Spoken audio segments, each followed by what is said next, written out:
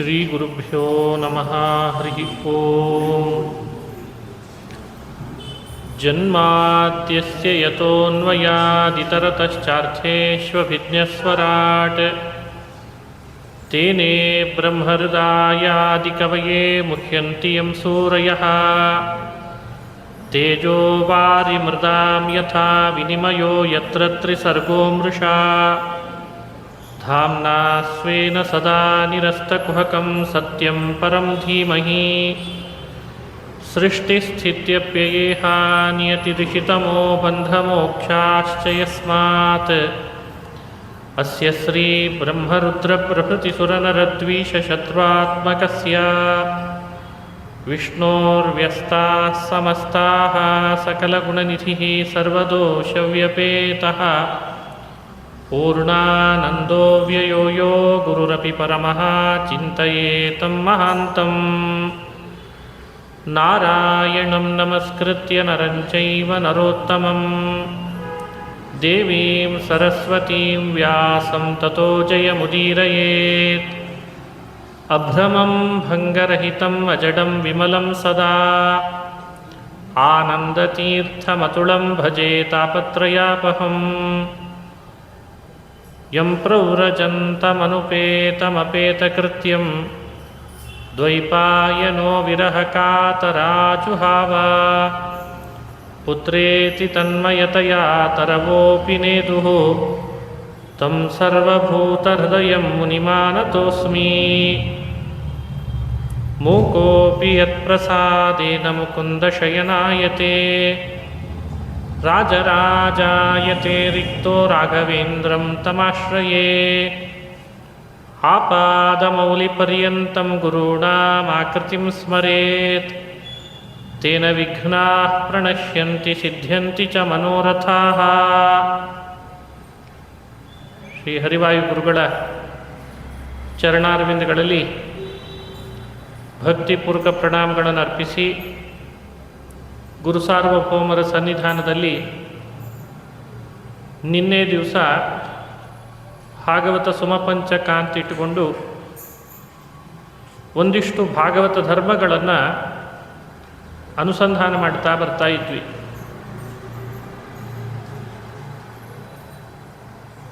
ಪ್ರಾರಂಭದಲ್ಲಿ ಹೇಳುವಾಗ ಭಾಗವತ ಧರ್ಮಗಳನ್ನು ಪ್ರತಿಯೊಬ್ಬರೂ ಅನುಷ್ಠಾನ ಮಾಡಬೇಕು. ಸರ್ವತೋ ಮನಸೋ ಸಂಗಮ್, ಮನಸ್ಸಿನಿಂದ ಎಲ್ಲ ವಸ್ತುಗಳಲ್ಲಿ ರಾಗವನ್ನು ಪರಿತ್ಯಜಿಸಬೇಕು ಅಂತ ತಿಳಿದ್ವಿ. ಎಲ್ಲ ವಸ್ತುಗಳಲ್ಲಿ ರಾಗ ಪರಿತ್ಯಜಿಸೋದು ಒಂದಾದರೆ ಭಗವಂತನೇ ಸರ್ವೋತ್ತಮ ಅಂತ ನಿಶ್ಚಯವಾದಂಥ ತಿಳುವಳಿಕೆಯನ್ನು ಮಾಡಿಕೊಳ್ಬೇಕು. ಆ ತಿಳುವಳಿಕೆ ಮಾಡಿಕೊಂಡು ಎಲ್ಲ ವಿಷಯ ಪದಾರ್ಥಗಳ ಕಡೆಯಲ್ಲಿ ಆಸಕ್ತಿಯನ್ನು ಪರಿತ್ಯಾಗ ಮಾಡಬೇಕು. ಮನುಷ್ಯನಿಗೆ ದೇವರು ಸರ್ವೋತ್ತಮ ಅನ್ನೋ ಅರಿವಿಲ್ಲದೆ ಇದ್ದದ್ರಿಂದ ವಿಷಯಾಸಕ್ತಿ ಕಡಿಮೆ ಆಗಲ್ಲ. ವಿಷಯಾಸಕ್ತಿ ಕಡಿಮೆ ಆಗಬೇಕಾದ್ರೆ ದೇವರು ಸರ್ವೋತ್ತಮ ಅನ್ನೋ ನಿಶ್ಚಯ ಇರಬೇಕು ಅವನಿಗೆ. ಭಗವಂತನೇ ಸರ್ವೋತ್ತಮ, ಅವನೇ ಸಾರ, ಅವನು ಸೃಷ್ಟಿಕರ್ತ, ಅವನು ಗುಣಪೂರ್ಣ, ಅವನು ಎಲ್ಲೆಡೆಯಲ್ಲಿ ವ್ಯಾಪಿಸಿದವ, ಅವನು ಎಲ್ಲವನ್ನೂ ನನ್ನೊಳಗಿದ್ದು ಮಾಡಿಸುವವ ಅನ್ನೋ ಅರಿವಿರಬೇಕು. ಆಗ ಅವನಿಗೆ ವಿಷಯಗಳ ಆಸಕ್ತಿ ಕಡಿಮೆ ಆಗ್ತಾ ಬರ್ತದೆ. ಈ ತಿಳುವಳಿಕೆ ಇರಬೇಕು ಅನ್ನೋದನ್ನು ತಿಳಿದ್ವಿ.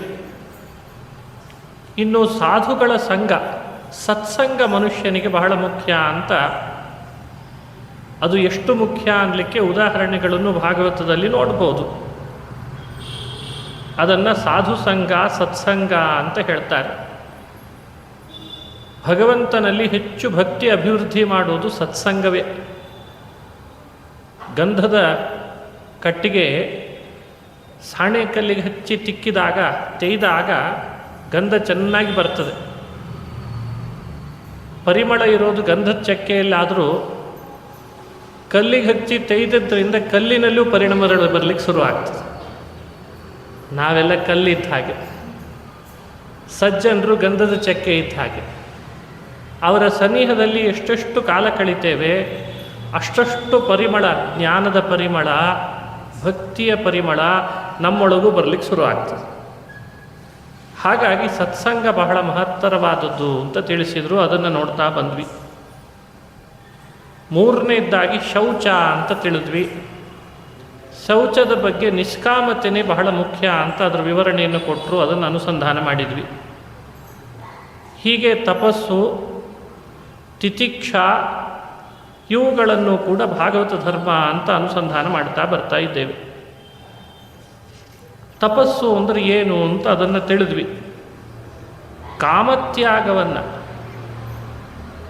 ಮನಸ್ಸು ನಿಷಿದ್ಧವಾದ ಕರ್ಮಗಳನ್ನು ಮಾಡದಂತೆ ತಡೆಯೋದೇ ತಪಸ್ಸು. ಶಾಸ್ತ್ರಗಳು ಇದು ನಿಷಿದ್ಧ ಅಂತ ಮೊದಲೇ ಮಾಡಿಟ್ಟಿದ್ದಾವೆ ಈಗಾಗಲೇ ನಮಗೆ.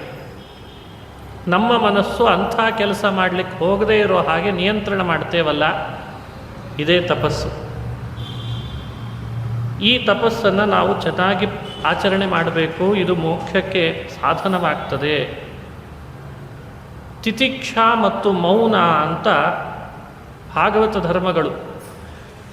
ತಿತಿಕ್ಷೆ ಅಂದರೆ ದುಃಖವನ್ನು ಸಹಿಸೋದು, ಸಹನಶೀಲತೆ, ಸಹನವನ್ನು ತಿತಿಕ್ಷೆ ಅಂತ ಕರೀತಾರೆ.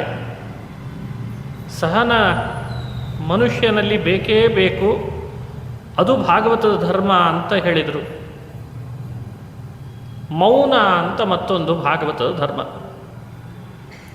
ಮೌನ ಅಂದರೆ ನಮ್ಮ ದೃಷ್ಟಿಯಲ್ಲಿ ಮೌನ ಅಂದರೆ ಮಾತೇ ಆಡದೇ ಇರುವ ಹಾಗಿದ್ದು ಬಿಟ್ಟರೆ ಮೌನ ಅಂತ ನಾವು ತಿಳಿದಿದ್ದೇವೆ. ರಹಸ್ಯ ಗೊತ್ತೋ, ಮಾತಾಡ್ತಾ ಇಲ್ಲ ಅಂದರೆ ಜಾಸ್ತಿ ಮಾತಾಡ್ತಿದ್ದಾನೆ ಅಂತ ಅರ್ಥ. ಒಳಗಡೆ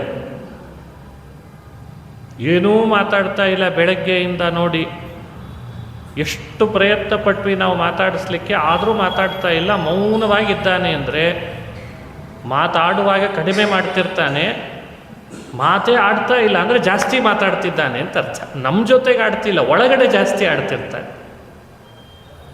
ಆದರೆ ಭಾಗವತದ ಧರ್ಮ ಯಾವುದು? ಮೌನ ಅಂತ ಯಾವುದನ್ನು ಕರೀತದೆ?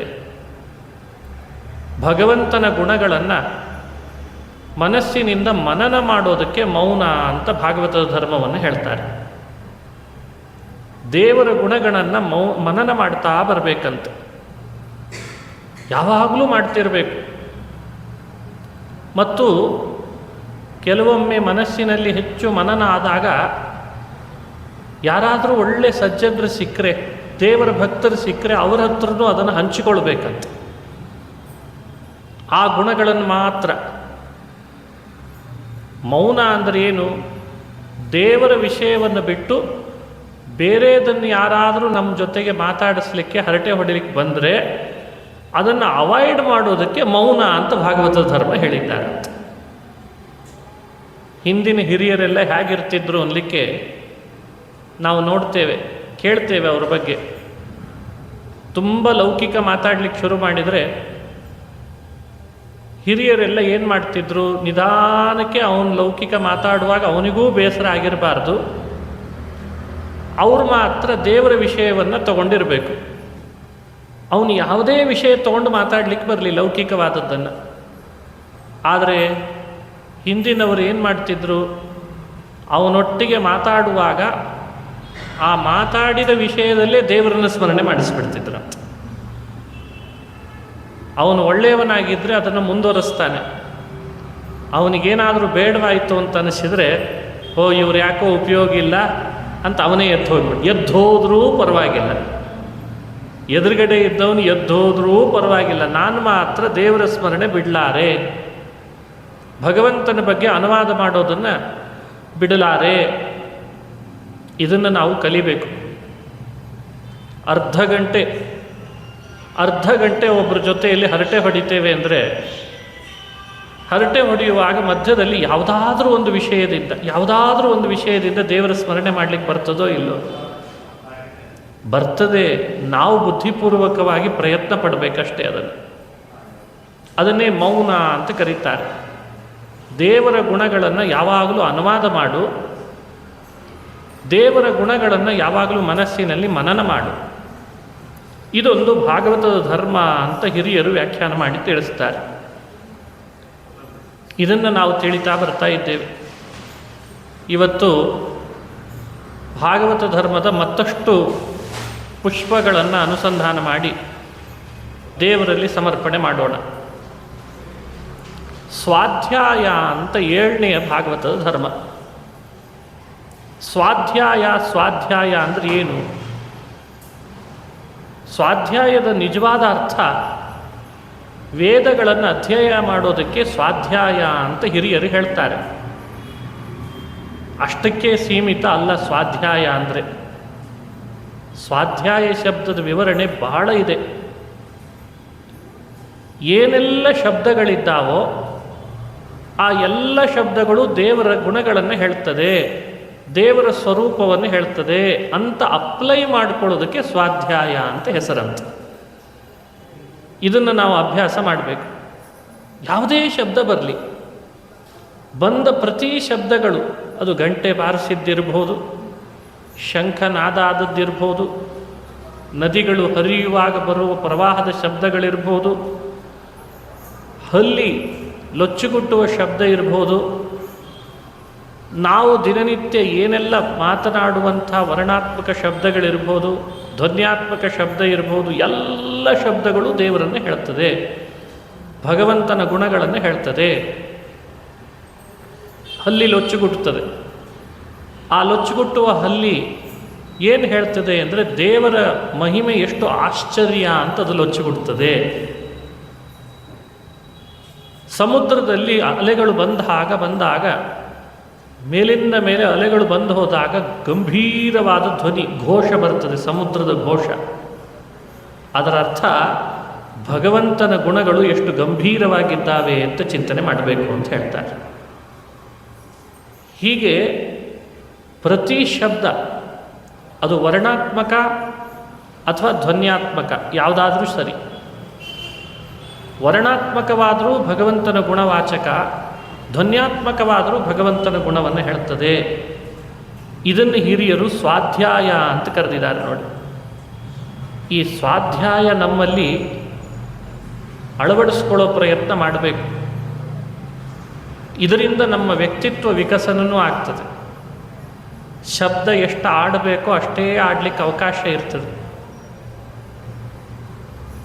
ಅನ್ನೆಸೆಸರಿ ಶಬ್ದಗಳನ್ನು ನಾವು ಯೂಸ್ ಮಾಡಲ್ಲ.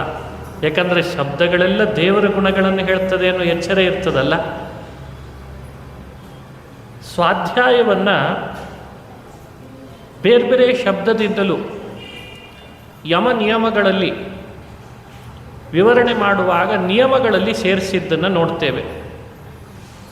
ನಿನ್ನೆ ನಾವು ಪ್ರವಚನದಲ್ಲಿ ಯಮ 12, ನಿಯಮ 12 ಅಂತ ವಿವರಣೆ ಮಾಡ್ತಾ ಅಲ್ಲಿ ಈ ಸ್ವಾಧ್ಯಾಯವನ್ನು ಸೇರಿಸ್ತಾರೆ. ಭಾಗವತದ 7ನೇ ಸ್ಕಂಧ, ಭಾಗವತದ 11ನೇ ಸ್ಕಂಧ, ಭಾಗವತ ಧರ್ಮಗಳನ್ನು ನಿರೂಪಿಸಲಿಕ್ಕೆ ಬಂದದ್ದು. ಇಲ್ಲೂ ಸ್ವಾಧ್ಯಾಯವನ್ನು ಹೇಳ್ತಾರೆ. ಮನುಷ್ಯ ಇವತ್ತು ಸ್ವಾಧ್ಯಾಯದಿಂದ ವಂಚಿತನಾಗ್ತಿದ್ದಾನೆ. ಈ ಸ್ವಾಧ್ಯಾಯದಿಂದ ವಂಚಿತನಾದರೆ ಅವನಿಗೆ ಭಗವಂತನ ಪ್ರಾಪ್ತಿ ಆಗಲಾರದು. ಹೆಚ್ಚು ಇದನ್ನು ಅಳವಡಿಸ್ಕೊಳ್ಳೋ ಪ್ರಯತ್ನ ಮಾಡಬೇಕು. ಇವತ್ತು ಸ್ವಾಧ್ಯಾಯ ಶಬ್ದದ ದುರ್ಬಳಕೆಯೂ ಬಹಳ ಆಗಿದೆ. ಯಾರು ಏನೆಲ್ಲ ಓದ್ತಿದ್ದಾರೋ ಅದೆಲ್ಲ ಅವರಿಗೆ ಸ್ವಾಧ್ಯಾಯ ಆಗಿದೆ. ಇದು ಸಮಸ್ಯೆ. ಲೌಕಿಕದಲ್ಲಿ ಒಂದೊಳ್ಳೆ ಶಿಕ್ಷಣ ಪಡಿತಾನೆ, ಏನು ಮಾಡ್ತಿದ್ದೆ, ಅದು ಅವನಿಗೆ ಸ್ವಾಧ್ಯಾಯ. ಯಾಕೆ? ಸ್ವಾಧ್ಯಾಯ. ತನ್ನ ಹೊಟ್ಟೆಪಾಡಿಗೋಸ್ಕರವಾಗಿ ತಾನು ಕಲಿಕೆಯಿಂದ ಕಲಿತಾ ಇರುವಂಥ ಏನೆಲ್ಲ ಇವತ್ತು ವಿದ್ಯೆಗಳಿವೆ ಅದೆಲ್ಲವೂ ಸ್ವಾಧ್ಯಾಯ ಅಂತ ಭಾಗವತದ ಧರ್ಮ ಹೇಳಲಿಲ್ಲ. ಸ್ವಾಧ್ಯಾಯ ಶಬ್ದದ ಅರ್ಥವೇ ಬೇರೆ. ಇದು 7ನೇ ಭಾಗವತದ ಧರ್ಮ. ನಾವು ಮಂತ್ರಾಲಯ ಪ್ರಭುಗಳ ಕಥೆ ಕೇಳ್ತೇವೆ. ರಾಯರು ಸ್ವಾಧ್ಯಾಯವನ್ನು ನಿರಂತರ ನಡೆಸಿದ್ರಂತ. ಒಂದು ದಿವಸವೂ ಸ್ವಾಧ್ಯಾಯ ಬಿಟ್ಟದ್ದು ಇಲ್ಲೇ ಇಲ್ಲಂತ ಅವರ ಬದುಕಿನಲ್ಲಿ. ಬಡತನ ಇರಲಿ, ಸಿರಿತನ ಇರಲಿ, ಸ್ವಾಧ್ಯಾಯದಿಂದ ವಿಮುಖರಾಗಿದ್ದು ಅಂತಿಲ್ಲ. ಯಾರು ಸ್ವಾಧ್ಯಾಯದಿಂದ ವಿಮುಖನಾಗ್ತಾನೆ ಅವನಿಗೆ ಮನಸ್ಸು ಡೈವರ್ಟ್ ಆಗ್ತದೆ. ಅದರಿಂದ ಆತ ಬೇರೆ ಬೇರೆ ದುರಾಲೋಚನೆ ಮಾಡಲಿಕ್ಕೆ ಶುರು ಮಾಡ್ತಾನೆ. ಸ್ವಾಧ್ಯಾಯ ತತ್ಪರನಾದವನಿಗೆ ಮನಸ್ಸು ಭಗವಂತನ ಕಡೆಗೆ ಇರಲಿಕ್ಕೆ ಅವಕಾಶ ಇದೆ. ರಾಘವೇಂದ್ರ ವಿಜಯದಲ್ಲಿ ಒಂದು ಮಾತು ಹೇಳ್ತಾರೆ. ಗುರು ಸಾರ್ವಭೌಮರು ಪೂರ್ವಾಶ್ರಮದೊಳಗಿರುವಾಗ ಸ್ವಾಧ್ಯಾಯವನ್ನು ಹೇಗೆ ಮಾಡ್ತಾ ಇದ್ರು? ಪ್ರಾತಸ್ನಾತ್ವಾ ಸಾಧು ವೇದಾಂತ ಭಾಷ್ಯಂ. ಬೆಳಗ್ಗೆ ಸ್ನಾನ ಮಾಡಿದ ಕೂಡಲೇ ವೇದಾಂತ ಭಾಷ್ಯ ಇಟ್ಟುಕೊಳ್ತಿದ್ರಂತೆ. ಯಾಕೆಂದ್ರೆ ಅವೆಲ್ಲ ಭಗವಂತನನ್ನು ಹೇಳ್ತಾವೆ. ಮಧ್ಯಾಹ್ನ ಬರ್ತಿರ್ಲಿಕ್ಕೆ ಮತ್ತೆ ನ್ಯಾಯಶಾಸ್ತ್ರ, ಮತ್ತೆ ಸ್ವಲ್ಪ ಮಧ್ಯಾಹ್ನ ಕಳೀತಿರ್ಲಿಕ್ಕೆ ವ್ಯಾಕರಣ, ಸಾಯಂಕಾಲ ಬರೋಷ್ಟರಲ್ಲಿ ಮೀಮಾಂಸಾ ಅಂತ.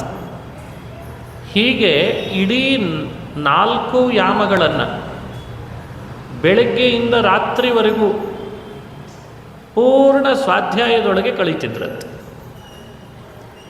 ಯಾಕಂದರೆ ಅವರನ್ನು ಯಾರು ಪ್ರವಚನಕ್ಕೆ ಕರ್ಕೊಂಡು ಹೋಗೋರು ಅಂತ ಇರಲಿಲ್ಲಲ್ಲ. ಪ್ರವಚನ ಮಾಡಬಾರ್ದು ಅಂತ ನಾನು ಹೇಳ್ತಾ ಇಲ್ಲ. ನಿಮಗೆ ಆಶ್ಚರ್ಯ ಆಗ್ತದೆ, ಗುರು ಸಾರ್ವಭೌಮರ ಚರಿತ್ರೆಗಳನ್ನು ನೀವು ಅವಲೋಕನ ಮಾಡಿರಿ. ಅವರಲ್ಲಿ ಅಧ್ಯಯನದ ರುಚಿ ಎಷ್ಟಿತ್ತು ಅನ್ನೋದು ಅವ್ರ ಗ್ರಂಥಾವಲೋಕನ ಮಾಡಿದಾಗ ಗೊತ್ತಾಗ್ತದೆ, ಅವರ ಸ್ವಾಧ್ಯಾಯದ ಮಹಿಮೆ ಗೊತ್ತಾಗ್ತದೆ. ಇವತ್ತು ಮನುಷ್ಯ ಯಾವುದೋ ಒಂದರದ್ದು ಆಸೆಗೆ ಒಳಗಾಗಿ ತಾನು ಮಾಡಬಹುದಾದ ಸ್ವಾಧ್ಯಾಯದಿಂದ ತಾನು ವಿಮುಖನಾಗ್ತಾನೆ. ಹಾಗಾಗಿ ಅವನ ಮನಸ್ಸು ಎಲ್ಲಂದರಲ್ಲಿ ಹರಡ್ತಾ ಇದೆ. ಹಾಗಾಗಬಾರ್ದು. ಸ್ವಾಧ್ಯಾಯ ಅನ್ನೋದು ಮನುಷ್ಯನಿಗೆ ಅತಿ ಮುಖ್ಯವಾದಂತಹ ಒಂದು ಭಾಗವತದ ಧರ್ಮ ಅಂತ ಅದನ್ನು ತಿಳಿಸಿದರು.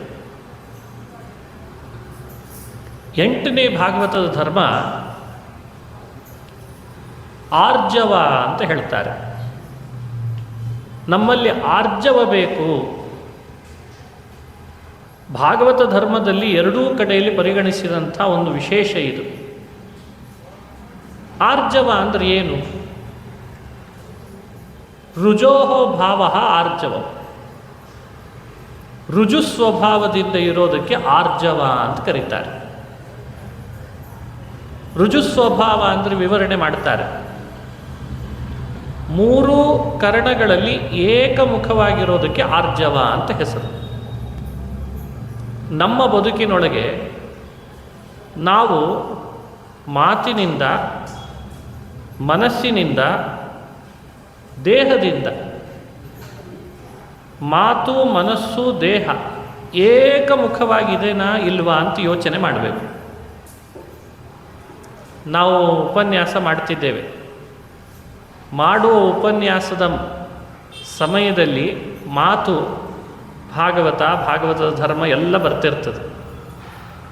ಮನಸ್ಸು ಅದನ್ನೇ ಮಾಡ್ತಾ ಇದೆನೋ ಇಲ್ಲೋ, ಅದರದ್ದೇ ಆಲೋಚನೆ ಮಾಡ್ತಾನೆ ಇದೆನೋ ಇಲ್ಲೋ, ದೇಹ ಅದರ ಕಡೆನೇ ಇದೆನೋ ಇಲ್ಲೋ.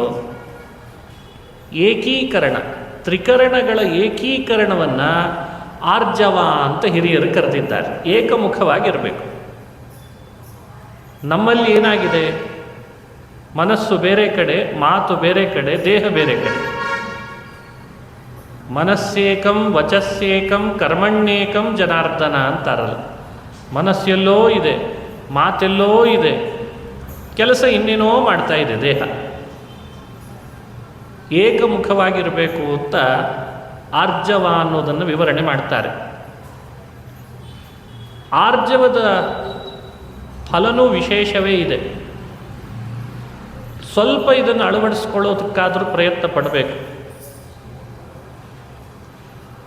ನಮ್ಮಲ್ಲಿ ಸರ್ವಧರ್ಮ ದೋಷಭೂತವಾದದ್ದು ಕೈತವ. ಕೈತವ ಅಂದರೆ ವಂಚಿಸೋದು, ವಂಚನೆ ಮಾಡೋದು, ಇನ್ನೊಬ್ಬರನ್ನು ವಂಚಿಸೋದು.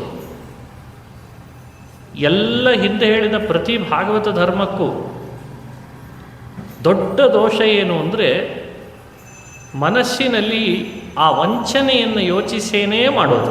ಅದೇ ದೊಡ್ಡ ದೋಷ. ಯಾವಾಗಲೂ ಮನಸ್ಸಿನಲ್ಲಿ ಒಂದು ವಂಚನೆಯ ಪ್ರವೃತ್ತಿ ಇರ್ತದೆ. ಏನೇನೋ ಯೋಚನೆ ಮಾಡ್ತಿರ್ತಾನೆ. ನಾವು ಹಾಗಿಲ್ಲ, ಆದರೆ ಜನ ಎಲ್ಲ ನಮ್ಮನ್ನು ಹಾಗಿದ್ದೇನೆ ಅಂತ ಗುರುತಿಸ್ಲಿ ಅಂತ ಆಸೆ ಪಡ್ತಾನೆ. ನಾವೇನು ಒಳ್ಳೆ ದೇವರ ಭಕ್ತರಲ್ಲ, ಆದರೆ ಫೋಟೋ ತೆಗೆಯುವಾಗ ಮಾತ್ರ ನನ್ನನ್ನು ದೇವರ ಭಕ್ತನನ್ನಾಗಿ ಎಲ್ಲರೂ ಗುರುತಿಸಲಿ ಅಂತ ಆಸೆ. ಎಂದೂ ಕೈ ಮುಗಿದೇ ಇರೋನು ರಾಯರ ಮುಂದೆ ಕೈ ಮುಗಿದು ಫೋಟೋ ತೆಗೆಸ್ಕೊತಾನೆ.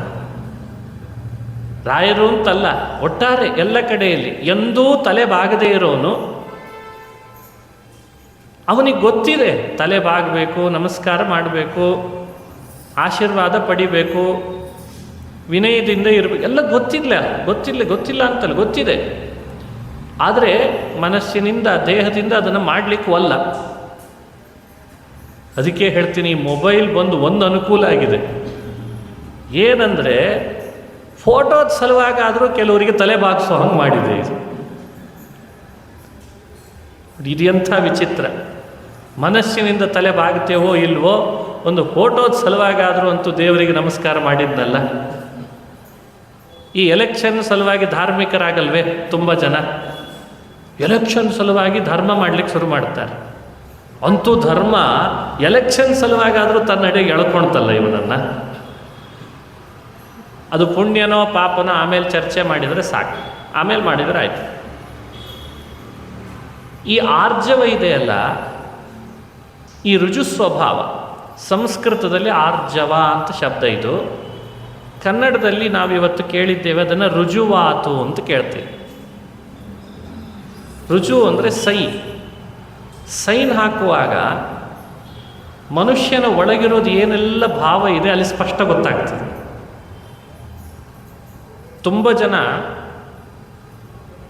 ಒಂದು ಪೇಜ್ ಬರೀಲಿಕ್ಕೆ ಕೊಡ್ತಾರೆ, ಪೇಜ್ ಬರೀಲಿಕ್ಕೆ ಕೊಟ್ಟದ್ದನ್ನು ನೋಡಿದ್ರೇ ಸಾಕು ಮನಸ್ಸಿನೊಳಗೆ ಯಾವ ಥರದ ಆಲೋಚನೆ ಇದೆ, ಇವನ ಅಕ್ಷರಗಳು ಹೇಗೆ ಮೂಡಿದಾವೆ ಅದರಿಂದ ಕಂಡುಹಿಡಿತಾರೆ. ಫೇಸ್ ರೀಡಿಂಗ್ ಅಂತ ಹೇಗಿದೆ, ಫೇಸ್ ರೀಡಿಂಗ್ ಅಂತ ನಾವು ಕೇಳ್ತೇವೆ ಇವತ್ತು. ಬಹಳ ದೊಡ್ಡ ಪ್ರಪಂಚ ಅದು. ಮುಖ ನೋಡಿ ನೋಡಿ ನೋಡಿ ಹಾವಭಾವಗಳನ್ನು ನೋಡಿ ಅವನ ಮನಸ್ಸಿನೊಳಗೆ ಏನು ಆಲೋಚನೆ ಬರ್ತಾ ಇದೆ ಅಂತ ಹೇಳೋದು.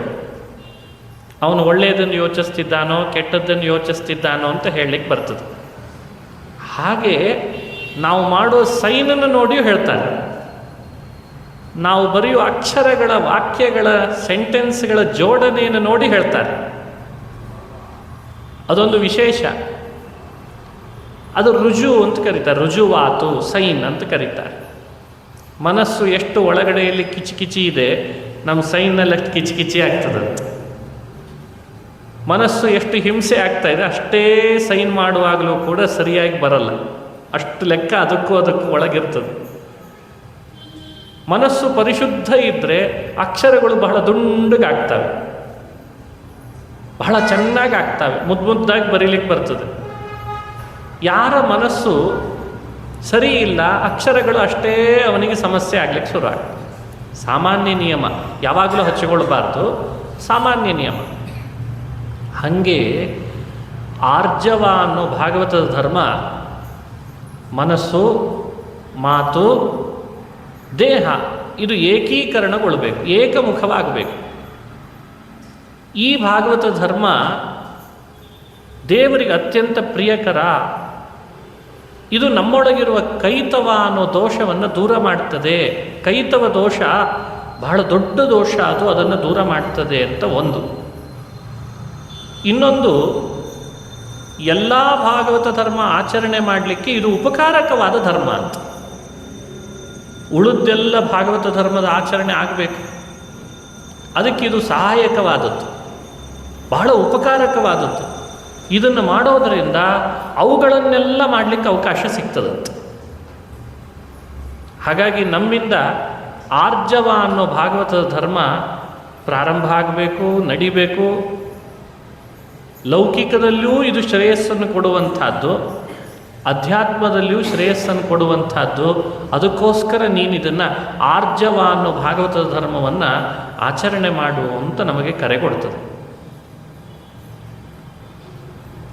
ವಿಶೇಷವಾಗಿ ಆರ್ಜವವನ್ನು ಶ್ರೀಕೃಷ್ಣ ಪರಮಾತ್ಮ ಭಗವದ್ಗೀತೆಯಲ್ಲಿ ಹೇಳುವಾಗ ದೈವಿ ಸಂಪತ್ತಿನ ಪಟ್ಟಿಯಲ್ಲಿ ಸೇರಿಸ್ತಾನೆ. ದೈವಾಸುರ ಸಂಪತ್ ವಿಭಾಗ ಅಂತ ಒಂದು ಅಧ್ಯಾಯ ಇದೆ ಭಗವದ್ಗೀತೆಯಲ್ಲಿ.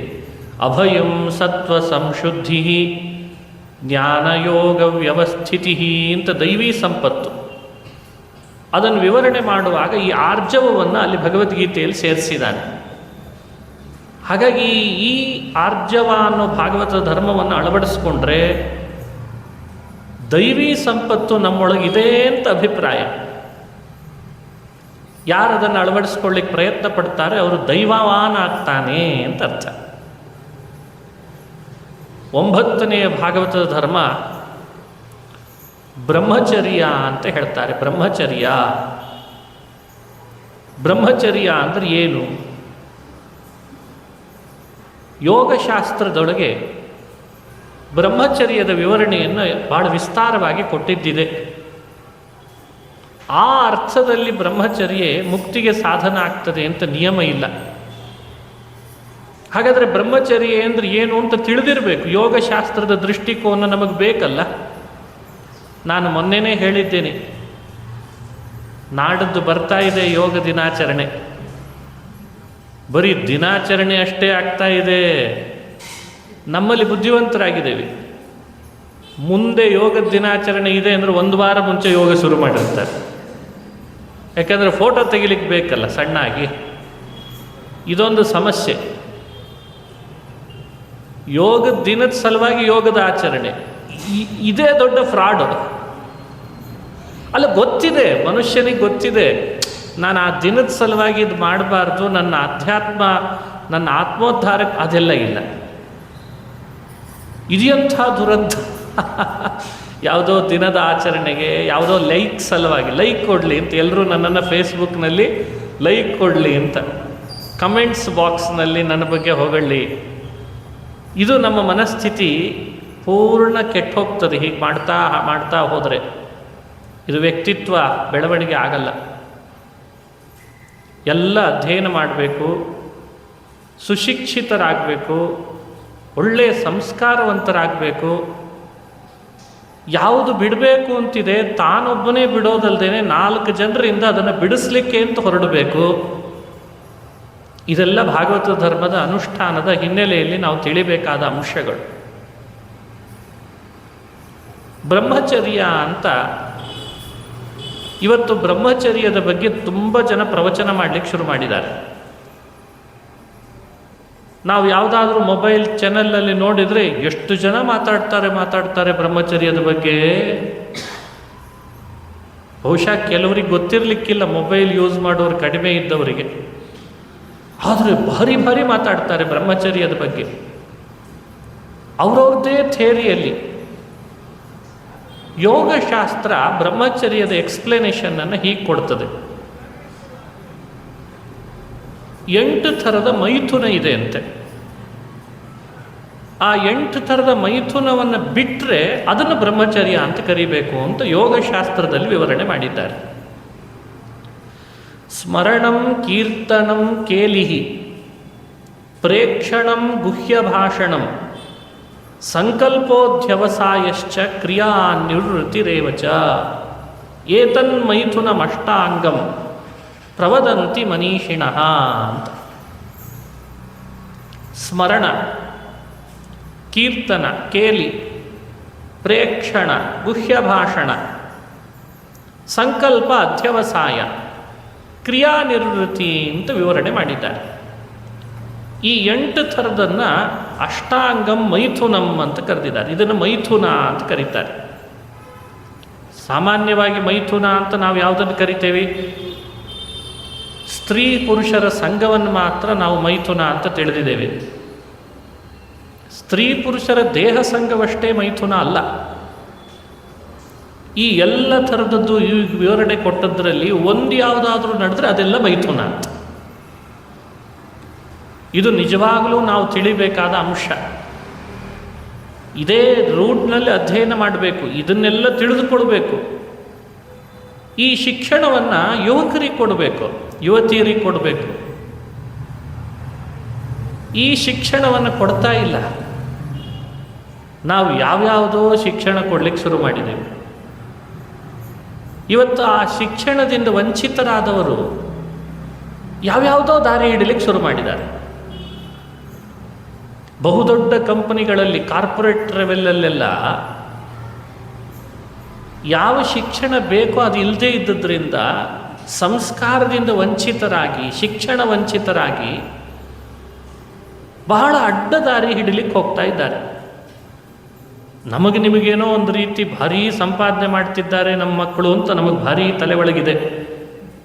ಹಣ ಸಂಪಾದನೆ ಚೆನ್ನಾಗಿ ಮಾಡ್ತಿದ್ದಾರಲ್ಲಪ್ಪ ಸಾಕು, ಬಡತನ ಅಂತೂ ಭಾಳ ಇತ್ತು ನಮಗೆ, ಅದು ಹೋಯ್ತಲ್ಲ ಅಂತ. ವಿಪರ್ಯಾಸ. ಬಡತನ ಇದ್ದಾಗಿದ್ದ ನೆಮ್ಮದಿ ಅಂತೂ ಈಗಿಲ್ಲಲ್ಲ. ಬಡತನ ಇದ್ದಾಗಿದ್ದಂತಹ ಒಳ್ಳೆ ಆಹಾರ ಈಗ ಸಿಗ್ತಾ ಇಲ್ಲಲ್ಲ. ಯೋಚಿಸಬೇಕಾದದ್ದು ಬಹಳ ಇದೆ. ಸಮಾಜದಲ್ಲಿ ಪರಿವರ್ತನೆ ಪರಿಣಾಮ ಆಗಿ ಈ ಶಿಕ್ಷಣದ ಮೂಲಕ ಭಾಳ ಎತ್ತರಕ್ಕೆ ಬರಬೇಕಿದೆ ನಮ್ಮ ಹುಡುಗರು, ನಮ್ಮ ವಿದ್ಯಾರ್ಥಿಗಳು. ಬಹಳ ಜನ ಐಡ್ಲಾಗಿ ಕೂಡ್ತಿದ್ದಾರೆ ಮೊಬೈಲ್ಗಳನ್ನು ಹಿಡ್ಕೊಂಡು. ಐಡ್ಲಾಗಿ ಕೂಡುವಾಗ ನಮಗೇನು ಅನ್ನಿಸ್ತದೆ, ಏನೋ ಭಾರಿ ನೋಡ್ತಿದ್ದಾನೆ ಬಿಡು ಅಂತ. ಏನೋ ನೋಡ್ತಿದ್ದಾನೆ ಅಂದರೆ ಏನು ನೋಡ್ತಿದ್ದಾನೆ? ಪ್ರೇಕ್ಷಣಂ. ಪ್ರೇಕ್ಷಣಂ ಅಂತದ್ದು, ಅದಕ್ಕೆ ಮೈಥುನದಲ್ಲಿ ಪ್ರೇಕ್ಷಣಂ. ಅಶ್ಲೀಲವಾದ ದೃಶ್ಯಗಳನ್ನು ತಾನು ನೋಡ್ತಾ ಇರ್ತಾನೆ. ಪ್ರೇಕ್ಷಣಂ. ಅಶ್ಲೀಲವನ್ನು ನಾವು ನೋಡೋದು ಕೂಡ ಮೈಥುನದಲ್ಲಿ ಸೇರ್ತಂತೆ. ಅದು ಮಾಡಬಾರ್ದು. ಗುಹ್ಯ ಭಾಷಣಂ, ಕೇಲಿಹಿ, ಇವೆಲ್ಲ ವಿಚಿತ್ರವಾದಂಥ ಮೈಥುನಗಳೇ. ಸ್ಮರಣಂ, ಸುಮ್ಮನೆ ತಾನೇ ಒತ್ತಟ್ಟಿಗೆ ಕೂತ್ಕೊಂಡು ಅದರ ಬಗ್ಗೆ ಸ್ಮರಣೆ ಮಾಡ್ತಾನೆ. ವಯಸ್ಸಿಗೆ ಯಾವುದು ಮಾಡಬೇಕು ಅನ್ನೋ ವಿವೇಕ ಕಳ್ಕೊಂಡಿದ್ದಾನೆ. ವಯಸ್ಸಿಗೆ ಮೀರಿ ವರ್ತನೆ ಮಾಡಲಿಕ್ಕೆ ಶುರು ಮಾಡಿದ್ದಾನೆ. ಮತ್ತೇನಾದರೂ ಮನೆಯೊಳಗೆ ಪೇರೆಂಟ್ಸ್ ಹೇಳಲಿಕ್ಕೆ ಹೋದರೆ ಅವ್ರ ಮೇಲೆ ರೇಗ್ತಾನೆ. ನೀವ್ಯಾರು ಹೇಳಲಿಕ್ಕೆ ಅಂತ. ನಮಗೆಲ್ಲ ಗೊತ್ತಿದೆ, ಇವಾಗೆಲ್ಲ ಕಾಲ ಬದಲಾಗಿದೆ, ನಿಮ್ಮ ಕಾಲ ಬೇರೆ ನಮ್ಮ ಕಾಲ ಬೇರೆ ಅಂತ. ಅದೇ ಇದೆ. ಕಾಲದ ಮೇಲೆ ಹಾಕ್ತಾನೆ. ಹಣ ದುಡಿತೇನೆ ಅಂತ ಅಹಮ್ಮಿದೆ, ಹಣ ದುಡಿತೇನೆ ಅನ್ನೋ ಅಹಂಕಾರ ಇದೆ. ಇದನ್ನು ಪಾಲಕರು ಬಿಡಿಸ್ಲಿಕ್ಕೆ ಹೋಗ್ತಾರೆ. ಅವನು ಶಾಲೆಯಲ್ಲಿ ಕಾಲೇಜಿನಲ್ಲಿ ಪಡೆದ ಶಿಕ್ಷಣ, ತಂದೆ ತಾಯಂದ್ರ ಮಾತು ಅವನಿಗೆ ರುಚಿಸಲ್ಲ. ಅವನದೇ ಆದ ಫ್ರೆಂಡ್ಸ್ ಸರ್ಕಲನ್ನು ಅವನು ಬೆಳೆಸ್ಕೊಂಡಿರ್ತಾನೆ. ಯಾರ್ದೋ ಜೊತೆಯಲ್ಲಿ ಕಲಿತಾನೆ, ಯಾರ್ದೋ ಜೊತೆಯಲ್ಲಿ ಯಾವುದೋ ಅಶ್ಲೀಲವಾದ ಮಾತುಗಳನ್ನು ಆಡ್ತಾನೆ. ಗುಹ್ಯ ಭಾಷಣಂ, ಚಾಟ್ ಮಾಡ್ತಾನೆ, ವಾಟ್ಸ್ಯಾಪ್ ಮೆಸೇಜ್, ರೀಲ್ಸ್. ಇವೆಲ್ಲ ಒಂದರ್ಥದಲ್ಲಿ ಮನುಷ್ಯನಿಗೆ ಹಿಂದಿನವರು ಹೇಳಿಕೊಟ್ಟ 8 ಮೈಥುನದಲ್ಲಿ ಒಂದು ಸೇರಿಕೊಡ್ತಾ ಇದೆ. ಇವೆಲ್ಲ ಗುಪ್ತವಾಗಿ ಮಾತನಾಡ್ತಾನೆ. ನಿಮಗೆ ಇವತ್ತು ಅದು ಪರಿಣಾಮ ಅರ್ಥ ಆಗಲ್ಲ. ಇನ್ನೊಂದು ಜನ್ರೇಷನ್ ಕಳೀತಿರ್ಲಿಕ್ಕೆ ಪೂರ್ಣ ಕೆರೆಯೆಲ್ಲ ಕೆದರಿಟ್ಟು ಹೋಗಿಬಿಡ್ತದೆ. ಈಗಲೇ ಕೆಟ್ಟೋಗಿದೆ, ಸ್ವಲ್ಪ ಮಟ್ಟಿಗೆ ಉಳಿದಿದೆ, ಒಂದು 10% ಉಳಿದಿದೆ ಅಂದರೆ ಹೆಚ್ಚದೆ. 90% ಎಲ್ಲ ಕಡೆಯಲ್ಲಿ ನಾಶ ಆಗ್ತಾ ಇದೆ. ಅದು ಕಾರ್ಪೊರೇಟರ್ ಕಂಪನಿಗಳಲ್ಲಿರ್ಬೋದು. ಯಾಕಂದರೆ ಕಂಪನಿಯ ರೂಲ್ಸ್ಗಳಲ್ಲಿ ಹಾಗೆ ನಡೆದಿದೆ. ಅಪ್ಪಿ ತಪ್ಪಿಯೂ ನೀವು ವಸ್ತ್ರಗಳನ್ನು ತೊಡೆಗಿಂತ ಕೆಳಗೆ ಹಾಕ್ಕೊಂಡು ಬರಬಾರ್ದು ಅಂತ ಕೆಲವು ಕಂಪನಿಗಳು ಹೇಳ್ತಿದ್ದಾರೆ. ಇವರು ಕಂಪನಿಗೆ ಸೇರಿಕೊಳ್ಳುವಾಗಲೇ ಆ ರೂಲ್ಸ್ ಹಾಕಿರ್ತಾರೆ. ವಿಶೇಷವಾಗಿ ಪುರುಷರಿಗಲ್ಲ, ಸ್ತ್ರೀಯರಿಗೆ ಹಾಕಿರ್ತಾರೆ. ಅದು ಇವತ್ತು ಶೇರ್ ಮಾರ್ಕೆಟ್ನಲ್ಲಿ ಆ ಕಂಪನಿ ಮಿಲಿಯನ್ ಟ್ರಿಲಿಯನ್ನಷ್ಟು ವ್ಯವಹಾರ ಮಾಡ್ತದೆ. ಆದರೆ ಇವನಿಗೆ ಸಂಬಳ ಕೊಡ್ತದೆ ಅನ್ನೋ ಒಂದೇ ಕಾರಣಕ್ಕೆ ವಸ್ತ್ರ ಸಂಹಿತೆ ಮೀರ್ತಾನೆ, ತನ್ನ ನೈತಿಕತೆಯನ್ನು ಮೀರಲಿಕ್ಕೂ ಸಿದ್ಧನಾಗ್ತಾನೆ. ಅಪ್ಪ ಅಮ್ಮಂದರು ಎಷ್ಟು ನೊಂದುಕೊಂಡ್ರೂ ಪರವಾಗಿಲ್ಲ, ನಾನು ಓದಿದ್ದೇನೆ, ದುಡ್ಡು ಸಂಪಾದಿಸಬೇಕು ಅಂತ ಹೋಗ್ತಾನೆ. ಎಲ್ಲವನ್ನೂ ಬಿಟ್ಕೊಡ್ತಾನೆ. ಇದು ಇವತ್ತು ನಡೀತಾ ಇದೆ. ಇದರ ಬಗ್ಗೆ ಧ್ವನಿ ಎತ್ತಲಿಕ್ಕೆ ಯಾರಿಗೂ ಕೂಡ ಧೈರ್ಯ ಇಲ್ಲ ಅಂತ ಆಗಿಬಿಟ್ಟಿದೆ. ಯಾಕೆ? ದುಡ್ಡು ತಂದರೆ ಸಾಕು, ದುಡ್ಡು ತಂದರೆ ಸಾಕು ಮನೆಗೆ. ಅದು ಹೆಣ್ಣಾದ್ರೇನು, ಗಂಡಾದ್ರೇನು, ಎಲ್ಲಿ ಹೋದ್ರೇನು, ಯಾರ ಮುಖದಲ್ಲಿಯೂ ಕಳೆ ಇಲ್ಲ, ಯಾರ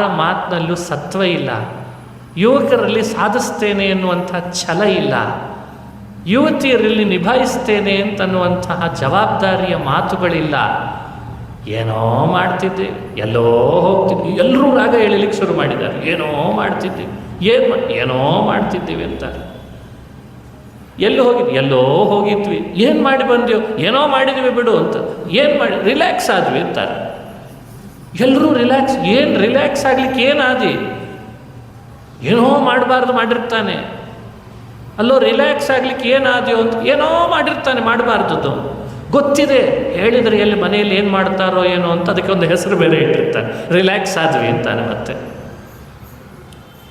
ಇದೆಲ್ಲ ಮೈಥುನದಲ್ಲೇ ಸೇರ್ತದೆ. ಯುವಕರು ಎಚ್ಚೆತ್ತುಕೊಳ್ಬೇಕಲ್ವೇ? ನಾವು ಈ ಮೈಥುನ ಅನ್ನೋದ್ರದ್ದು ವಿವರಣೆ ಕೊಡೋದ್ರದ್ದು ಉದ್ದೇಶವೇ ಅದು.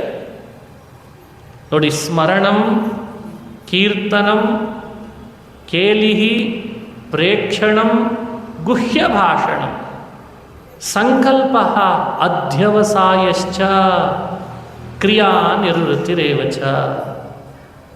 ಈ 8 ಥರದ ಮೈಥುನಗಳನ್ನು ಪರಿತ್ಯಜಿಸ್ತಾನೆ ಅಂತ ಆದರೆ ಅದನ್ನು ಬ್ರಹ್ಮಚರ್ಯ ಅಂತ ಕರೀತದೆ ಯೋಗಶಾಸ್ತ್ರ.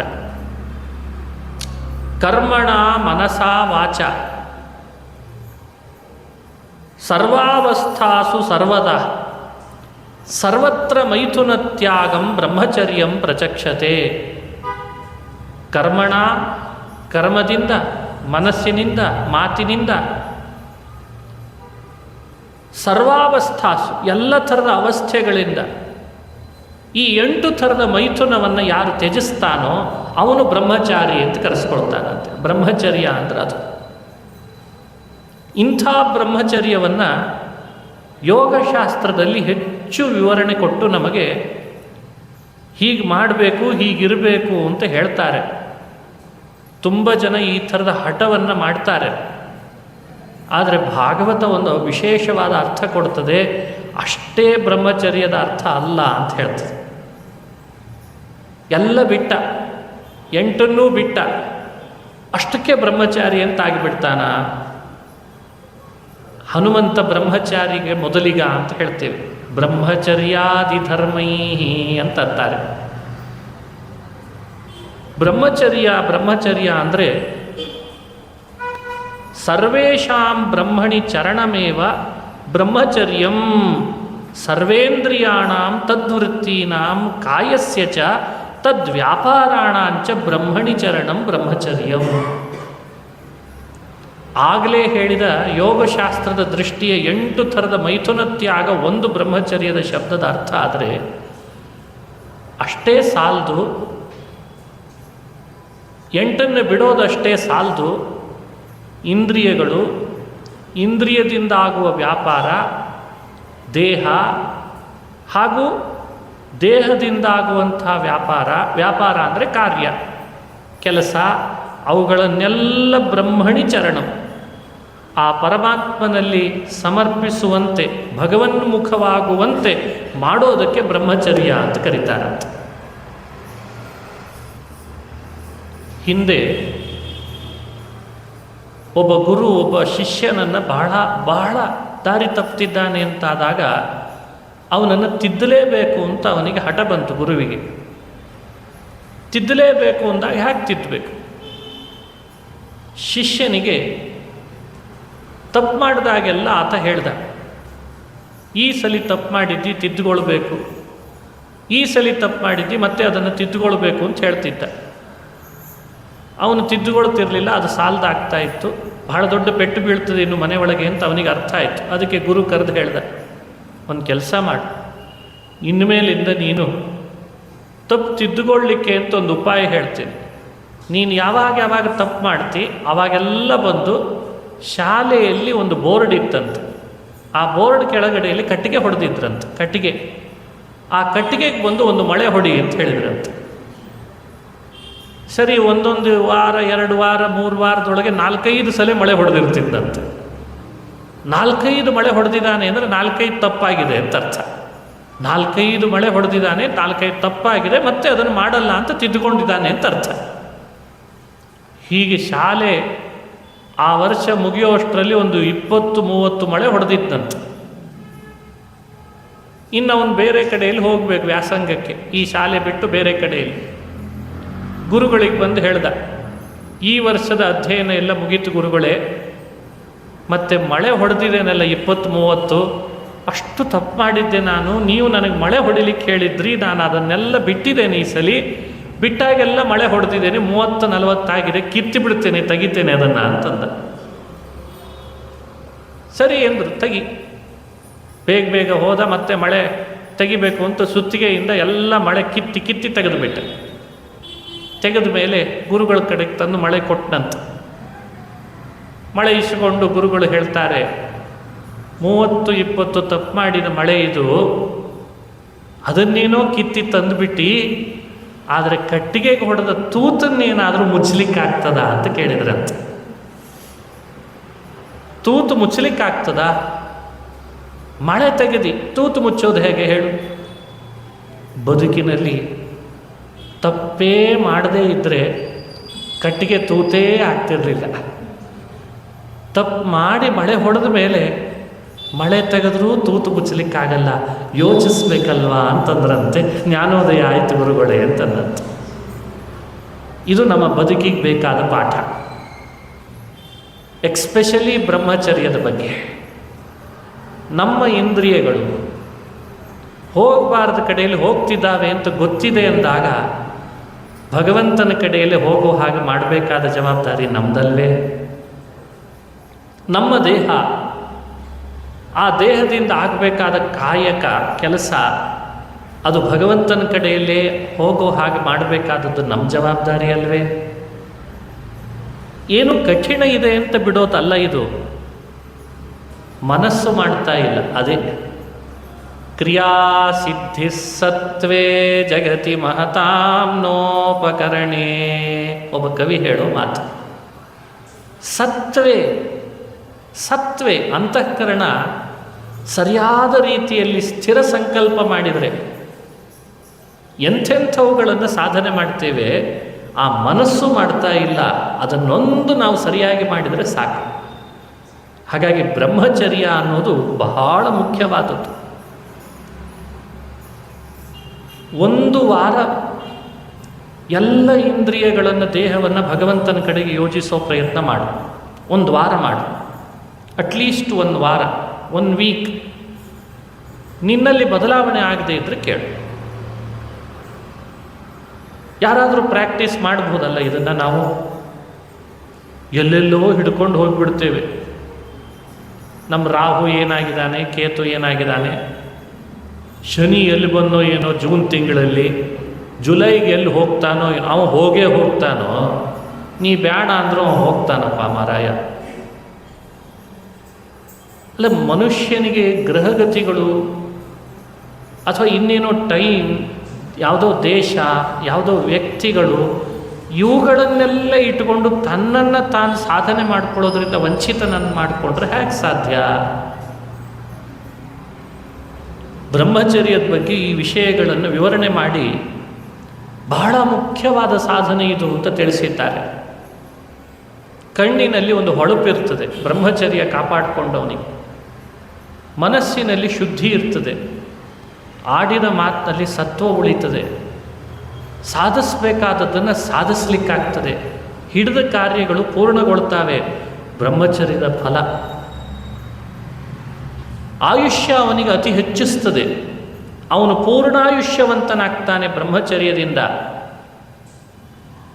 ಹಾಗಾಗಿ ಬ್ರಹ್ಮಚರ್ಯವನ್ನು ಮನುಷ್ಯ ಚೆನ್ನಾಗಿ ಮಾಡಲಿ ಅಂತ ಅಪೇಕ್ಷೆ ಪಡ್ತದೆ ಭಾಗವತ. ಅದು ದೇವರ ಪ್ರೀತಿಗಾಗಿ ಮಾಡಲಿ. ಬ್ರಹ್ಮಚರ್ಯ ಅನ್ನೋದು ದೇವರ ಪ್ರೀತಿಗಾಗಿರುವಂಥದ್ದು. ಬ್ರಹ್ಮಣಿ ಚರಣಂ ಬ್ರಹ್ಮಚರ್ಯ. ಈ ಅರ್ಥದಲ್ಲಿ ನಾವು ಈ ಭಾಗವತ ಧರ್ಮವನ್ನು ಅನುಷ್ಠಾನಕ್ಕೆ ತರಬೇಕು. ಅಹಿಂಸಾ ಅಂತ ಮತ್ತೊಂದು ಭಾಗವತ ಧರ್ಮವನ್ನು ಹೇಳ್ತಾರೆ. ಇದು 10ನೇದ್ದು. ಅಹಿಂಸೆ ಅಂದರೆ ಏನು? ಅಹಿಂಸೆ ಇವತ್ತು ಲೋಕದಲ್ಲಿ ಬಹಳ ಪ್ರಚಾರಕ್ಕೆ ಬಂದಂಥ ಒಂದು ದೊಡ್ಡ ದರ್ಶನ, ಅಹಿಂಸಾ ದರ್ಶನ ಅಂತ ಒಂದಿದೆ. ಅದರ ಬಗ್ಗೆ ಮಾತನಾಡಿದರೆ ಬಹಳ ಜನ ಏನು ನೀವು ಹೀಗೆ ಮಾತಾಡ್ತೀರಿ ಅಂತ ಮತ್ತೆ ಮೇಲೆರಿಗೆ ಬರೋರು ಇದ್ದಾರೆ. ಅಹಿಂಸಾ ಪರಮೋ ಧರ್ಮ ಅಂತ. ನಿಜ, ಅಹಿಂಸೆ ಧರ್ಮ ನಿಜ. ಆದರೆ ಅಹಿಂಸೆಯ ವ್ಯಾಖ್ಯೆ ಏನು ಮಾಡ್ತಾರೆ ಅದು ಬಹಳ ಮುಖ್ಯ. ಇವತ್ತು ಜಗತ್ತಿನ ತುಂಬ ಹರಡಿದಂಥ ಒಂದು ದೊಡ್ಡ ದರ್ಶನ ಅಹಿಂಸೆಯ ಬಗ್ಗೆ ಮಾತನಾಡ್ತದೆ.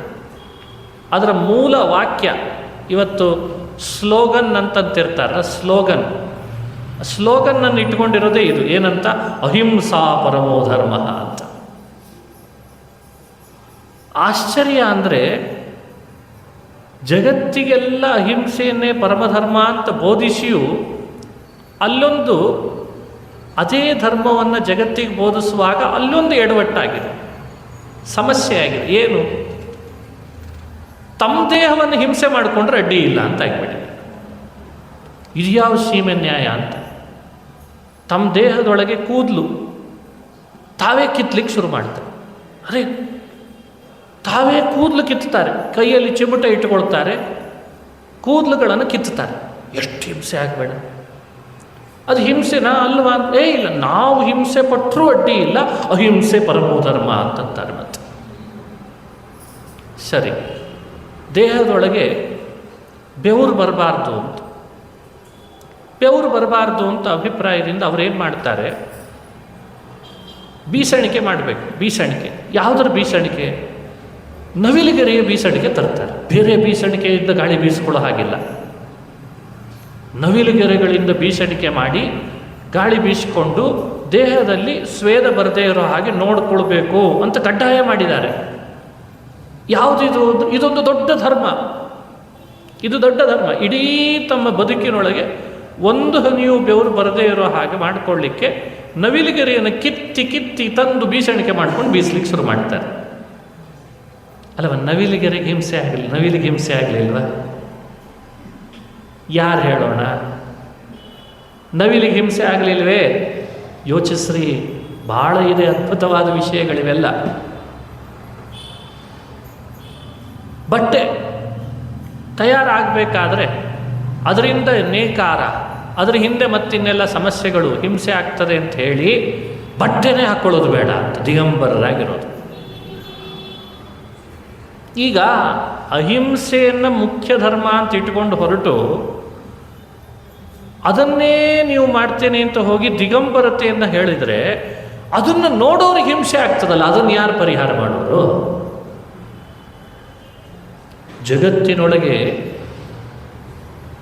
ಈ ಥರದ ವ್ಯವಸ್ಥೆಗಳು ಇನ್ನೂ ಕೂಡ ಬಂದಿದ್ದಾವೆ, ನಡೀತಿದ್ದಾವೆ. ಅಲ್ಲಲ್ಲಲ್ಲಿ ಅಹಿಂಸೆ ಹೆಸರಿನಲ್ಲೇ ಹಿಂಸೆ ನಡೀತಾ ಇದೆ. ಅದು ವಿಚಿತ್ರ. ಒಂದು ಪ್ರಜ್ಞಾವಂತ ಸಮಾಜ ಯಾವುದನ್ನು ಧರ್ಮ ಅಂತ ಪರಿಗಣಿಸಬೇಕು ಅಂತ ತಿಳಿಯೋದರಲ್ಲೇನೆ ಎಲ್ಲೋ ಎಡವು ಬಿಟ್ಟಿದೆ, ಬಹಳ ಎಡವು ಬಿಡ್ತು. ಇದನ್ನು ಬುದ್ಧಿವಂತರಾದವರು ವಿಮರ್ಶೆ ಮಾಡಿ ತಿಳಿದುಕೊಳ್ಬೇಕಾದದ್ದು. ಅದಕ್ಕೆ ಅಹಿಂಸೆ ಧರ್ಮ ಅಂತ ಹೇಳಿದವರೆಲ್ಲ ಜಾಸ್ತಿ ಹಿಂಸೆ ಮಾಡ್ತಿರ್ತಾರೆ. ದೇಶ ವಿದೇಶಗಳಲ್ಲಿ ಅಹಿಂಸೆ ಹೆಸರಿನಲ್ಲಿ ಸ್ವಾರ್ಥ ಬಯಸಿಕೊಳ್ಳುವವರು ಬಹಳ ಜನ ಇದ್ದಾರೆ. ಹಾಗಾಗಿ ಅಹಿಂಸೆ ಅಂತನ್ನೋ ಶಬ್ದ ಆಡಿದ ಕೂಡಲೇ ಎಲ್ಲರೂ ಮಾರು ಹೋಗಿಬಿಡಬಾರ್ದು. ನಿಜವಾಗ್ಲೂ ಅಹಿಂಸೆ ಅಂದರೆ ಯಾವುದನ್ನು ಕರಿಬೇಕು? ಇನ್ನೊಬ್ಬರಿಗೆ ಯಾವ ರೀತಿಯಿಂದಲೂ ನೋವು ಆಗದೇ ಇರೋ ಹಾಗೆ ನೋಡ್ಕೊಳ್ಳೋದೇ ಅಹಿಂಸೆ. ನಿಜ, ಇದು ನಿಜ. ಆದರೆ ಬಹಳ ಸೂಕ್ಷ್ಮವಾದ ಒಂದು ಅರ್ಥವನ್ನು ವಿವರಣೆ ಮಾಡ್ತಾರೆ ಅಹಿಂಸಾ ಅನ್ನೋ ಶಬ್ದಕ್ಕೆ. ಏನದು? ಇನ್ನೊಬ್ಬರಿಗೆ ಹಿಂಸೆ ಕೊಡುವ ಭಾವ ನಮ್ಮೊಳಗೆ ಯಾವುದರಿಂದ ಬರ್ತದೆ? ಯಾರಾದರೂ ಹುಡುಕಿದರೆ? ಈ ಸೈನ್ಸ್ ಇದೊಂದು ವಿಜ್ಞಾನ. ಮತ್ತೊಬ್ಬರಿಗೆ ಹಿಂಸೆ ಮಾಡುವಂತೆ ನಮ್ಮೊಳಗೆ ಯಾವಾಗ ಪ್ರೇರಣೆ ಆಗ್ತದೆ, ಏನಿದ್ದಾಗ? ಯಾರಾದರೂ ಹುಡುಕಿದ್ರ? ಅದನ್ನು ಯೋಚನೆ ಮಾಡ್ರಿ ಅಂತ ಹೇಳಿದರು. ನಾನು ಮತ್ತೊಬ್ಬರಿಗೆ ಹಿಂಸೆ ಮಾಡ್ತೇನೆ ಅಂದರೆ ನನ್ನೊಳಗೆ ಒಂದೇನೋ ಸೇರಿಕೊಂಡಿದೆ ಅಂತ ಇನ್ನೊಬ್ಬರಿಗೆ ಹಿಂಸೆ ಮಾಡ್ತೇನೆ, ಸುಮ್ಮನೆ ಹಿಂಸೆ ಮಾಡಲ್ಲ. ಏನೋ ಇದೆ. ಏನದು? ಅದಕ್ಕೆ ಹಿರಿಯರು ಹೇಳ್ತಾರೆ, ಅಜ್ಞಾನ, ಕಾಮ ಇವುಗಳೇ ಮನುಷ್ಯನಿಗೆ ಹಿಂಸೆಯಲ್ಲಿ ಪ್ರಚೋದನೆ ಮಾಡ್ತಾವಂತೆ. ಕಾಮ ಮನುಷ್ಯನನ್ನು ಹಿಂಸೆಯಲ್ಲಿ ಪ್ರಚೋದನೆ ಮಾಡೋದಕ್ಕೆ ಮೂಲ ಕಾರಣ ಅಂತ ಹಿರಿಯರು ಹೇಳ್ತಾರೆ. ಇದನ್ನು ಆಲೋಚಿಸಿ ನೋಡಿದಾಗಲೇ ಗೊತ್ತಾಗ್ತದೆ ಎಷ್ಟು ದೊಡ್ಡ ವಿಷಯ ಇದು. ಕಾಮ, ಕ್ರೋಧ, ಲೋಭ, ಮೋಹ, ಮದ, ಮಾತ್ಸರ್ಯಗಳು 6. 6ರಲ್ಲಿ ಮೊದಲಿಗವಾದದ್ದು ಯಾವುದು? ಕಾಮ. ಮನುಷ್ಯನಿಗೆ ಕಾಮವೇ ಅಜ್ಞಾನ ಮುಂತಾದವುಗಳಿಂದ ಎಲ್ಲರ ಹಿಂಸೆಯಲ್ಲೂ ಪ್ರೇರಣೆ ಮಾಡೋದು ಅದೇ. ಸ್ವಲ್ಪ ನೀವು ಮನಸ್ಸಿನಲ್ಲಿ ಆಲೋಚಿಸಿದಾಗ ಗೊತ್ತಾಗುವ ವಿಷಯ ಇದು. ನಾನು ಯಾಕೆ ಇನ್ನೊಬ್ರಿಗೆ ಹಿಂಸೆ ಮಾಡಿದೆ? ಹುಡುಕ್ರಿ ನೀವು ಬೇಕಂದ್ರೆ ಮನೆಯೊಳಗೆ. ನಾನು ಯಾಕೆ ಇನ್ನೊಬ್ರಿಗೆ ಹಿಂಸೆ ಮಾಡಿದೆ? ಒಂದು 5 ನಿಮಿಷ ಚರ್ಚೆ ಮಾಡಿಕೊಡ್ರಿ. ನಿಧಾನಕ್ಕೆ ಮನಸ್ಸಿಗೆ ಬನ್ನಿರಿ. ಒಳಗಡೆ ನೋಡಿದರೆ, ಓ, ಈ ಸ್ವಾರ್ಥ ನನ್ನೊಳಗಿದ್ದದ್ದಕ್ಕೆ ನಾನು ಅವನಿಗೆ ಹಿಂಸೆ ಮಾಡಿದೆ, ಅಲ್ಲಿಗೆ ಬಂದು ಕೊಡ್ತದೆ. ಅದೇ ಸ್ವಾರ್ಥ ಅಂದರೆ ಅದು ಕಾಮಕ್ಕೆ. ಈ ಕಾಮನೆ ನನ್ನೊಳಗಿದೆ, ಅದಕ್ಕೆ ನಾನು ಇನ್ನೊಬ್ಬರಿಗೆ ಹಿಂಸೆ ಮಾಡಿದೆ. ಹಾಗಾದರೆ ಅಹಿಂಸೆ ಅಂದರೆ ಏನು ಅರ್ಥ ಮಾಡಿದರು ಅಂದರೆ, ಕಾಮನೆಯನ್ನು ತ್ಯಜಿಸೋದೇನೆ ಅಹಿಂಸೆ ಅಂತ ಅರ್ಥ ಮಾಡಿದ್ರಂತೆ. ಎರಡಕ್ಕೂ ಇಂಟರ್ನಲ್ ಲಿಂಕ್ ಇದೆ. ಕಾಮತ್ಯಾಗವನ್ನೇ ಅಹಿಂಸೆ ಅಂತ ವಿವರಣೆ ಮಾಡಿದರೆ ಹೊರತು ಕೇವಲ ಕೈಯಲ್ಲಿ ಯಾವುದಾದ್ರೂ ಒಂದು ಕೋಲ್ ತಗೊಂಡು ಇನ್ನೊಬ್ಬರಿಗೆ ಹೊಡೆಯೋದು, ಆ ಹೊಡೆಯೋದನ್ನು ಬಿಡೋದನ್ನು ಅಹಿಂಸೆ ಅಂತ ಅಷ್ಟೇ ಹೇಳಲಿಲ್ಲ. ಮೂಲಕ್ಕೆ ಹೋಗ್ಬೇಕು ನಾವು ಯಾವಾಗಲೂ. ಮೂಲಕ್ಕೆ ಹೋಗದೇನೆ ಸುಮ್ಮನೆ ಏನೋ ಮಾತನಾಡಿದರೆ ಅದು ಅಹಿಂಸೆ ಅಂತ ಆಗಲ್ಲ. ಕಾಮ ಬಿಟ್ಟ ಅಂದರೆ ಅಹಿಂಸೆ ಬಿಟ್ಟಿದ್ದಾನೆ ಅಂತ ಅರ್ಥ. ಅಹಿಂಸೆವಂತನಾಗಿದ್ದಾನೆ, ಹಿಂಸೆ ಬಿಟ್ಟಿದ್ದಾನೆ ಅಂತ ಅರ್ಥ. ಎಲ್ಲಿಲ್ಲದ ಸಂಗತಿ ನೋಡ್ರಿ. ಕಾಮಕ್ಕೂ ಹಿಂಸೆಗೂ ಇರುವ ಇಂಟರ್ನಲ್ ಕಲೆಕ್ಷನನ್ನು ಅರ್ಥ ಮಾಡಿಕೊಳ್ಬೇಕು. ಕಾಮ ತ್ಯಜಿಸಿದವನಿಗೆ ಹಿಂಸೆ ಮಾಡಲಿಕ್ಕೆ ಅವಕಾಶವೇ ಇಲ್ಲ. ಅದನ್ನು ಹಿರಿಯರು ಕಂಡು ಹಿಡಿದುಕೊಟ್ರು. ಇನ್ನೊಂದು ಸಮತ್ವ ಅಂತ ಮತ್ತೊಂದು ಭಾಗವತದ ಧರ್ಮ. ಸರ್ವತ್ರ ಆತ್ಮೇಶ್ವರ ಅನ್ವೀಕ್ಷ ಅಂತ ಮತ್ತೊಂದು ಭಾಗವತದ ಧರ್ಮವನ್ನು ಭಾಗವತ ಹೇಳ್ತದೆ. ಸಮತ್ವ ಅಂದರೆ ಏನು? ಸಮತ್ವದ ವಿವರಣೆ ಮಾಡುವಾಗ ಸುಖ ದುಃಖಗಳನ್ನು ಸಮವಾಗಿ ನಾವು ಅನುಭವಿಸುವಂತಾಗೋದಕ್ಕೆ ಸಮತ್ವ ಅಂತ ಕರೀತಾರೆ. ಒಂದು, ಸುಖ ಬಂದಾಗ ದುಃಖ ಬಂದಾಗ ಸಮವಾಗಿ ಅನುಭವಿಸೋದು. ಏನು ಹಾಗಂದರೆ ಅದನ್ನು ಭಾಗವತ ವಿವರಣೆ ಮಾಡ್ತದೆ. ಸುಖ ದುಃಖಗಳನ್ನು ವಿಂಗಡಣೆ ಮಾಡ್ತಾ ಇದ್ದೇವೆ, ಅದು ತಪ್ಪು. ದುಃಖ ಬಂದಾಗ ಮನುಷ್ಯ ಅದನ್ನು ಹಾತುರಿತಾನೆ ಬಿಡಲಿಕ್ಕೆ, ಇದು ಬೇಡ ಇದು ಬೇಡ ಇದು ಬೇಡ ಅಂತಂತಾನೆ. ಸುಖ ಬಂದರೆ ಅದನ್ನು ಆದರ ಮಾಡಿ ಸ್ವೀಕಾರ ಮಾಡ್ತಾನೆ. ಬರಲಿ ಬರಲಿ, ಯಾಕೆ ಬಿಡಬೇಕ್ರಿ, ಅದೂ ಬರಲಿ ಇದೂ ಬರಲಿ ಅಂತ. ಅಂದರೆ ಸುಖವನ್ನು ಆದರದಿಂದ ಬರಮಾಡ್ಕೋತಾನೆ. ಆಶ್ಚರ್ಯ ಅಂದರೆ ಈ ಸುಖ ಈ ದುಃಖಗಳು ಎರಡೂ ಬಂದದ್ರ ಹಿನ್ನೆಲೆ ನೋಡಿದರೆ ಎರಡೂ ವೈಷಯಿಕನೇ. ದುಃಖ ಬರ್ತಾ ಇರೋದು ವಿಷಯದಿಂದಲೇ, ಸುಖ ಬರ್ತಾ ಇರೋದು ಕೂಡ ವಿಷಯದಿಂದಲೇ. ಅದಕ್ಕೆ ಅವೆರಡನ್ನ ಹಿರಿಯರು ವೈಷಯಿಕ ಅಂತ ಕರೆದಿದ್ದಾರೆ. ವಿಷಯ ಸುಖ, ವಿಷಯ ದುಃಖ ಎರಡೂ ಒಂದರಿಂದಲೇ ಬಂದಾಗ ಒಂದನ್ನು ಮಾತ್ರ ನೀನು ಯಾಕೆ ಆದರ ಮಾಡ್ತಿ, ಇನ್ನೊಂದನ್ನು ಯಾಕಪ್ಪ ತ್ಯಜಿಸ್ತಿ, ಅಲ್ಲೇ ವೈಷಮ್ಯ ಮಾಡಿದೆ ಅಂತ ಅರ್ಥ.